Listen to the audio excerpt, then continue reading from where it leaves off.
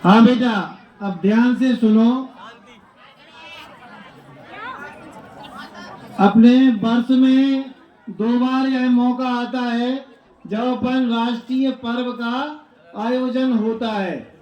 वर्ष में कितने बार? 2 बार। एक बार 15 अगस्त और एक बार 26 जनवरी। तो यह गणतंत्र दिवस है। गणतंत्र दिवस पर धूप बहुत तेज है। हाँ, तो धूप तेज है तो धूप को थोड़ा सहन करना सीखो बेटा। समस्याएं अपने पास बहुत हैं, लेकिन अपने लिए तपस्या करना है। और जब अपन तपस्या करेंगे तभी हम निखर सकते हैं। यदि इतनी धूप से हम घबरा जाएंगे तो भविष्य में हम क्या कर पाएंगे। तो इस गणतंत्र दिवस पर हमारी जो अधिकार हैं, अधिकारों के साथ साथ हमें अपने कर्तव्यों का पालन करना चाहिए।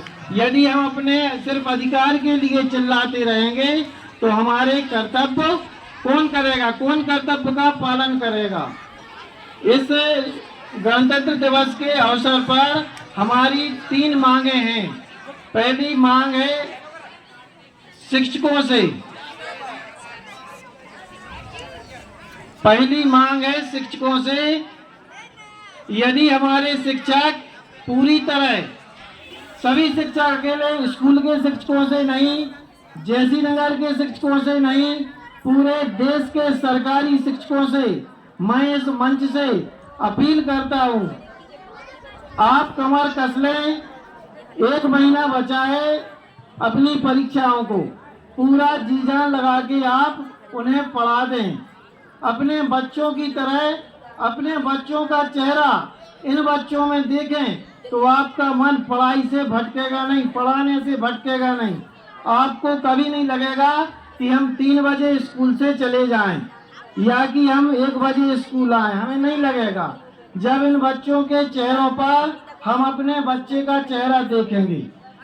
99% यह बात सत्य, मैं स्वयं शिक्षक हूँ और किसी की बुराई नहीं कर रहा, लेकिन हमें बहुत दुख है यह कहते हुए हमारे शिक्षक योग्यता में प्राइवेट स्कूलों के शिक्षकों से बहुत ज्यादा हैं। हमारी वेतन उनकी वेतन से बहुत ज्यादा है। इसके बाद भी प्राइवेट स्कूल खुल रहे हैं और हमारे बच्चे कम हो रहे हैं। हमारे सरकारी स्कूलों में दर्ज कम हो रही है। क्या कारण है? कहीं ना कहीं यह मन में बना हुआ है कि सरकारी स्कूल में पढ़ाई नहीं होती। तो हमारे शिक्षकों से कहना है कि जो बच्चे सरकारी स्कूल में पढ़ते हैं, इसीलिए हमारे घरों के चूल्हे जलते हैं। हमारे घर के जो बच्चे भोजन कर रहे हैं या हम जो वस्त्र पहने हैं वो इसीलिए है कि आप लोग हो। जिस दिन आप सभी लोग सरकारी स्कूल में चले जाएंगे उस दिन हम लोगों की आवश्यकता समाप्त हो जाएगी। इसलिए सभी शिक्षकों से हाथ जोड़कर यह प्रार्थना है कि अपने कर्तव्यों का पालन करें। हमें बहुत अच्छे से पता होता है हमारा एरियस कितना है, हमारी क्रमोन्नति नहीं लगी है, कितने पैसे कहाँ रह गए हैं, हमें ये बात पता नहीं है कि हमारे बच्चों को हमें कैसे पढ़ाना है। तो आप लोगों से निवेदन है कि इस बात पर ध्यान दें और बच्चों को पढ़ाने में पूरी ताकत लगा दें। दूसरी अपील है हमारी छात्रों से।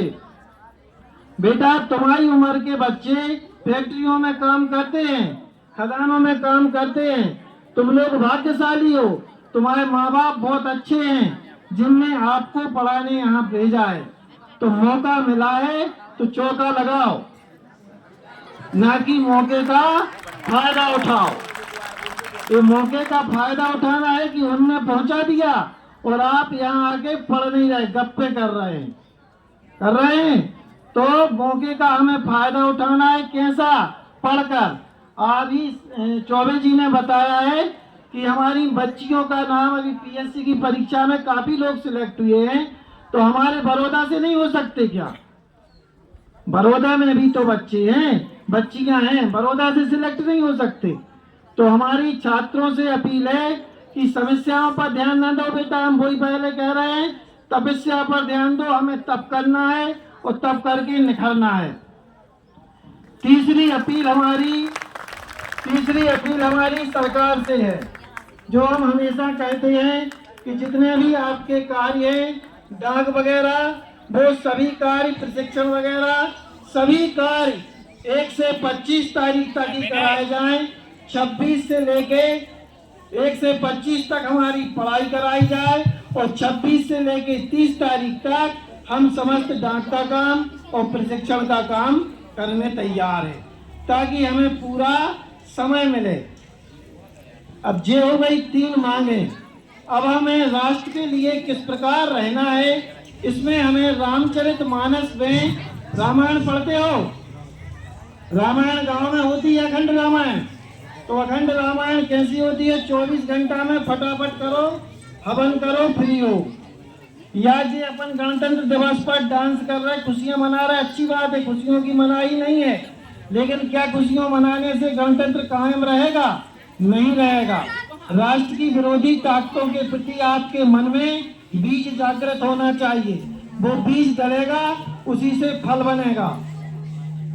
देखो, राम भगवान का एक प्रसंग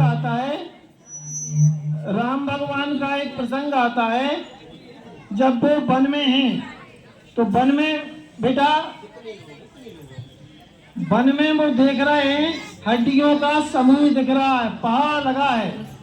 अस्थि समूह ये देख रघुराया, कूची मुनिन लागे तिदाया। अति दया आई है भगवान को, और भगवान पूछ रहे हैं ये हड्डियों का ढेर कैसे लगा है। तब वो मुनि बता रहे हैं, निश्चर निकर सकल मुनि खाए। असुरों के समूह ने, राक्षसों ने इन्हें मुनियों को खा लिया है, उनकी हड्डियां हैं। और राक्षस कौन है बेटा? राक्षस के सींग नहीं होते, जैसे टीवी में बताते हैं, सींग नहीं होते कोई, अपने ही हैं, अपने ही राक्षस हैं, अपने ही देवता हैं। तो जो गलत काम करते हैं